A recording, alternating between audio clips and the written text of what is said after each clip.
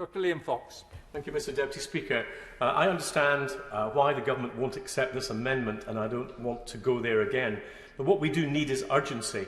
Time is not just money, although it is money. It is also worry, anxiety and uncertainty. I want to just echo some of the points made in one of the many excellent letters I've had from my constituents in Portishead on this. They say it is not right that leaseholders have to worry about the costs of fixing safety defects that we did not cause. We all agree with that. The question is, who should pay? I believe that if it's a direct result of legislative change made by the government, that it's reasonable that taxpayers would be contributing to that. If it's not, then it's builders and insurers who should pay, including for non-cladding related defects.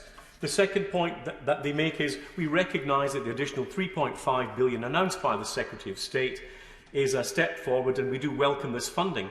We are still awaiting the full detail of this funding announcement, as well as that of the proposed loan scheme for medium-rise buildings.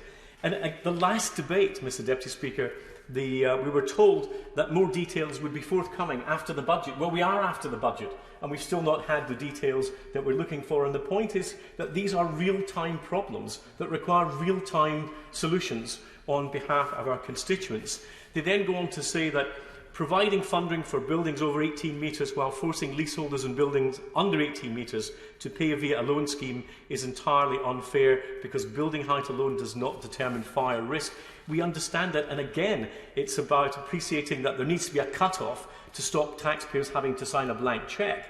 But the costs should be met for remediation by those who are actually responsible for the problems being there in the first place. And the final problem that they raise, as has been raised so often in this debate and the previous debates we've had, is around negative equity. Negative equity and the difficulty in resale is causing immense distress. It can be a major generational problem, and for people who are looking to sell, to downsize, for example, it can cause them a great deal of anxiety. And of course, we've heard, as we would normally expect, that the market should sort it out.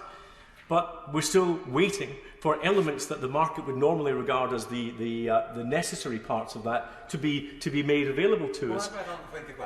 I won't, because time is very short and so many members want to try to get in. I apologise to my right honourable friend. Last time I asked what direct contacts ministers had had with the Association of British Insurers, with the building societies and the banks, because without their help we're unable to deal with this negative equity and resale problem, which is at the heart of so much of the distress that we're finding.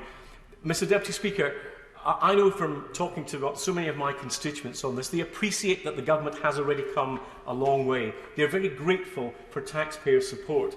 The problem is that we need more details, and in real-time issues, we need real-time solutions.